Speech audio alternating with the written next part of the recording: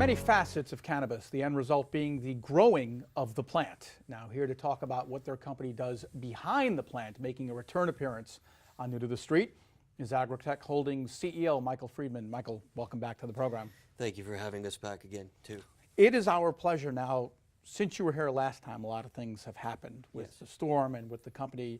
Can you tell us overall what's going on with Agritek right now and how you guys have adjusted since last we spoke? Yes.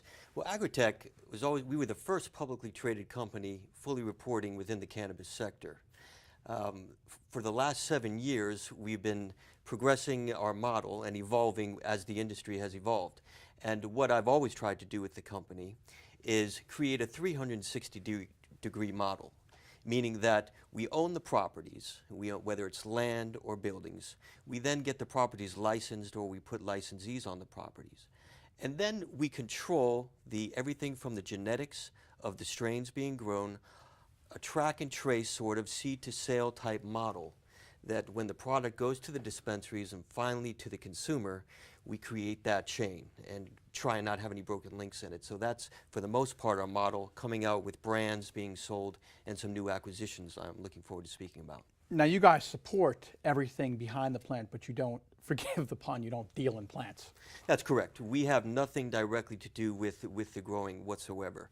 We specifically own the properties, the land in Colorado, Washington State, Puerto Rico, just doing a new deal in California with the new market happening there and going into 2018. And then again, we put up the money for the infrastructure, greenhouses, building leases, and then allow those licensees to do what they do best. Now, what has Agritek been up to since last we spoke? Well, you mentioned the storm. We have a presence in Puerto Rico. I'm happy to say that our property, our building, we have a 15,000 square foot growing facility and manufacturing facility. It was unscathed by the storm. It is terrible what's happened to the island, and I think it's going to be a long way back before they even get back to what we would call normal.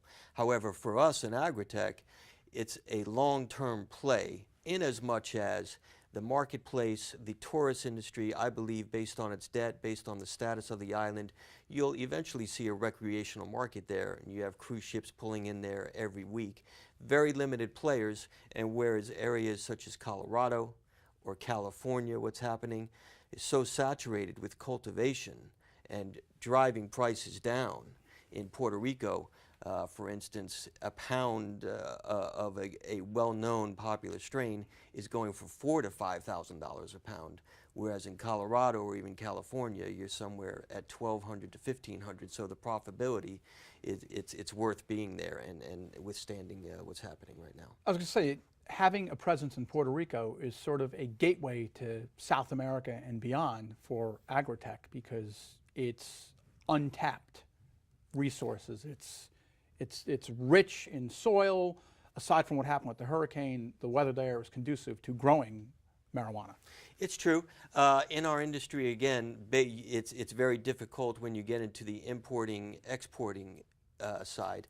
And that's why we strategically try and pick markets that we believe owning the property or owning the land and buildings that are going to place us in the right spot. But again, we would never get involved in exporting the plant or those products. We make our money back in rents and consulting fees, and our brands that we bring, whether it's in Colorado, Puerto Rico, California, or Washington, are brands of edibles, our brands of oils, all those type of things. You just spoke to me moments ago about opening a presence in California. Tell me more about that.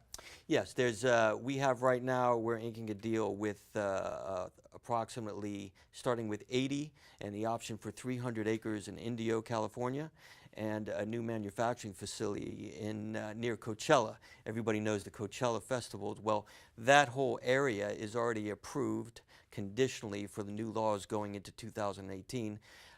Quite frankly, in my opinion, when things change as a recreational market in California, California is going to be like Colorado and all the 20 jurisdictions put together.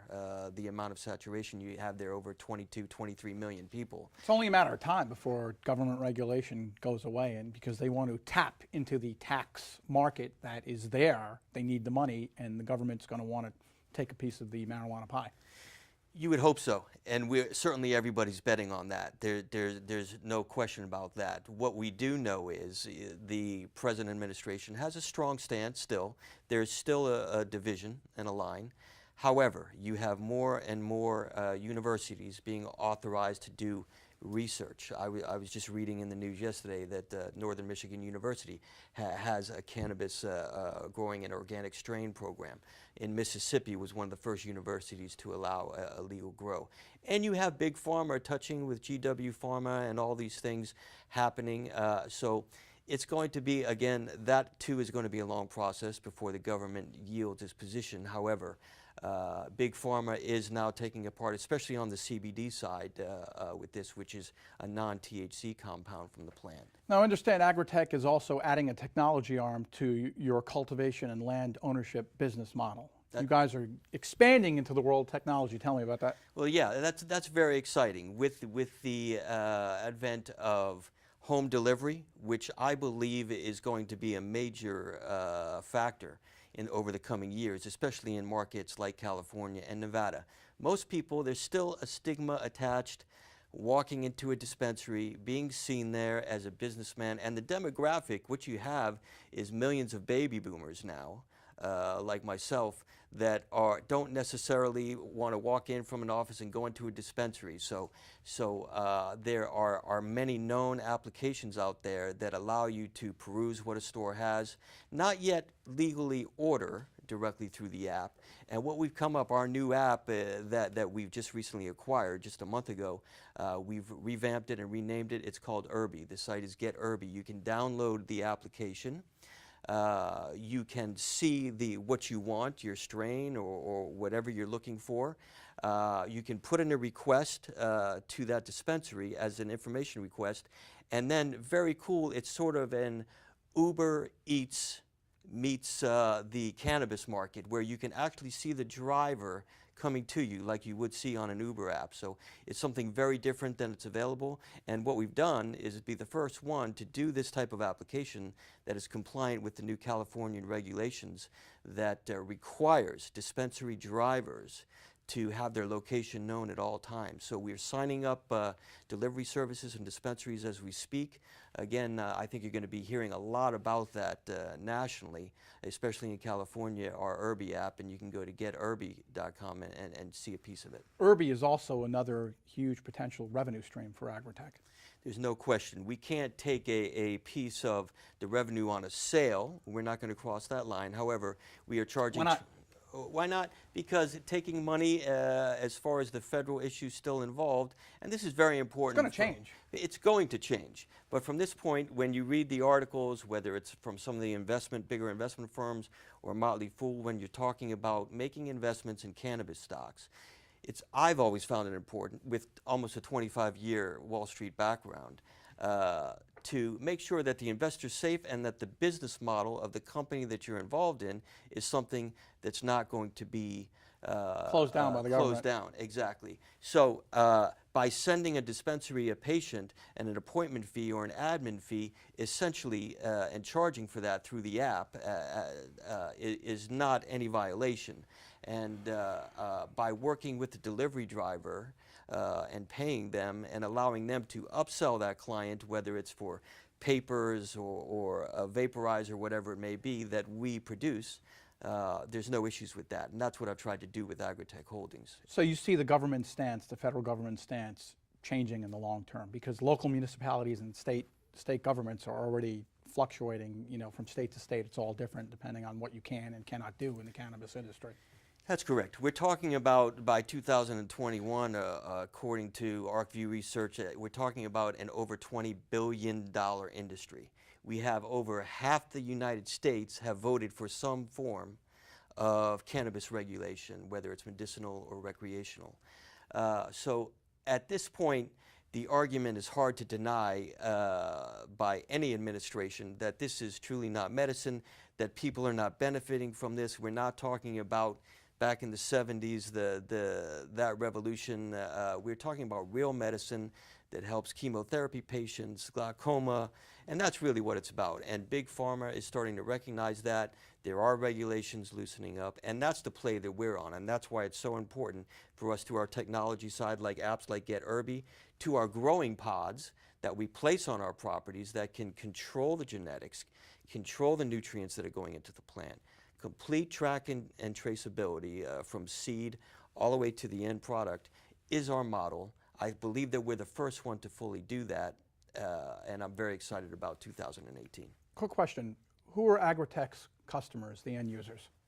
Well, we have a B2B model. Applications such as Herby helps the dispensary and the cultivator manage their business, manage their inventory, manage their sales, pay their taxes, properly manage their client base. But at the same time, we offer several brands directly to the consumers. In fact, I'd love to mention, we were just featured in the Variety issue, Emmy edition in September, as one of the best brands to be shown for celebrities, our California Premiums, which is a premium pre-roll, 4 half-gram pre-rolls in a box. It's a California Premiums on it.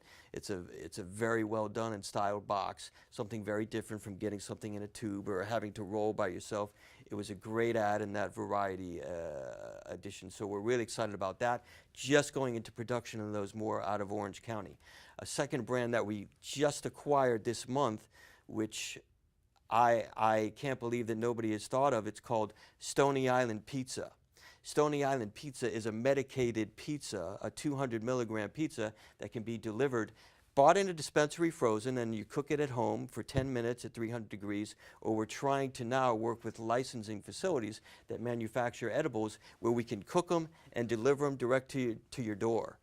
Now I thought New York City has the best slice anywhere, but apparently that's not the best. Well, I wouldn't say that. I would say we have a New York pizza baker that lives out of Los Angeles right now that works just on behalf of Stony Island, and we're very excited. And when in everything that I'm seeing and reading about, especially in Nevada with delivery taking place, if you're with people, friends, party, whatever it is, and right now is all you have, you're going to break up a chocolate bar while you're watching a football game or a basketball game.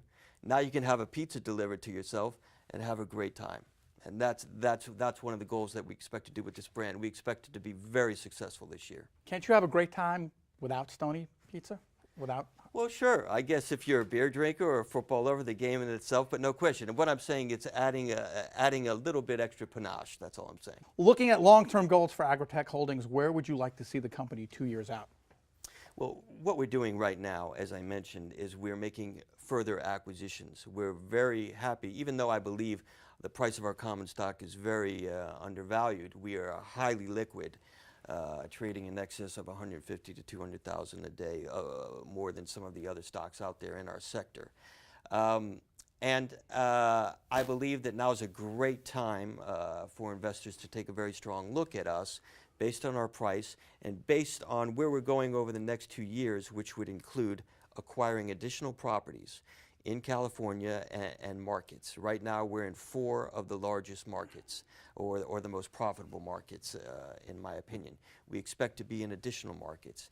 And brands like California Premiums, like Stony Island Pizza, like some of the other things that we're doing, franchising those across the other 20 states. So my goal is to control our own strains, properly distribute those to our licensees, as well as have our brands on every shelves across the country. Staying on the subject of having, excuse me, a brand on a shelf, what do you think it would take to get Stony Island Pizza mass marketed to national grocery retailers? Would that ever happen? Would it ever if happen? that happens, now you're talking big bucks, extra dough for that dough. Yeah, I mean, obviously you would have to have CVS be licensed to sell cannabis products. But there was an article in the LA Times just a week ago that the Standard Hotel in Los Angeles is going to be opening a dispensary in its lobby in 2018. So as a hotel to guest, you can come down to the lobby and actually order some of the CBD products that can be offered, and just like you're going to a spa. So in a grocery store, I don't know. In a Walmart, if we were to do something along the CBD side, which is a non-THC but very well known for healing qualities of aches and pains and all kinds of Walmart claims. has pharmacies, so it can Yeah, come right I out mean, of- if that happens and you want to order a pizza from your pharmacy, I want to be the first to do it, no question. But right now, you can do it from one of our licensed facilities, have it brought right to your hotel room, no smoke, no odor. Same thing to your home, or pick them up from a freezer in any local dispensary and do it for yourself at home. Michael, is there anything else you would like investors and our viewers to know about Agritek before I let you go? Yeah, I think being fully reporting, one of the few fully reporting companies in the sector, there's no question in my mind there's going to be consolidation over the next couple of years with all these things happening. I believe that Agritek Holdings, being the longest standing fully reporting company in the industry, and having the ability to be very fluid as far as decisions and make acquisitions with our structure. I am the largest single investor. I've been the CEO for 7 years for the company. We've been through all the ups and downs, seen all the changes in the industry, and I've been able to maneuver very quickly with the model that works. I believe our model works as this 360-degree, owning the property so we have hard assets. Owning licenses, so those again are very big assets. Owning the brands which we receive package royalty on is very important. And finally, getting into the technology side with apps like Irby brings interest from Wall Street, because now you can say we're involved with a technology company for the cannabis sector that everybody wants to be a part of and doesn't know how. So, forgive me for saying this, but the future definitely seems high. Sorry. For Agritek Okay. Holdings. Nice pun on words, and I hope so. Yes, And we're the doing everything we can. And the website and the ticker symbol is AGTK for Agritek Holdings on the website if people want to learn more. The website is agritekholdings.com. Our stock symbol trading on the OTCQB is AGTK. All of our information, complete investor PDFs, downloads, all of our products, all of our properties. And I want to quickly mention too, we've recently made an expansion into Canada. To my knowledge, we are going to be the first cannabis-friendly bed and breakfast property just outside of Quebec. We have 9 guest rooms with a presidential suite on 15 acres of property, golf course, horses, ski slope, and it's for those people because that's a problem. You can't smoke in a dispensary, you can't smoke on the street, you can't smoke in a hotel room. Now our property in Canada, with deregulation happening in 2018, Agritek will be the first to approach the industry from a hospitality angle, which nobody's done yet. That's fantastic. We have to do a whole new to the street up there. I'm ready. I would love that. I've got your room waiting for you. Thanks for joining us. Always a pleasure. Thank you for having me. Our pleasure. Up next, cybersecurity is front and center every second of every day around the world. There is a force to be reckoned with to protect your vital information. I'll explain next on New to the Street.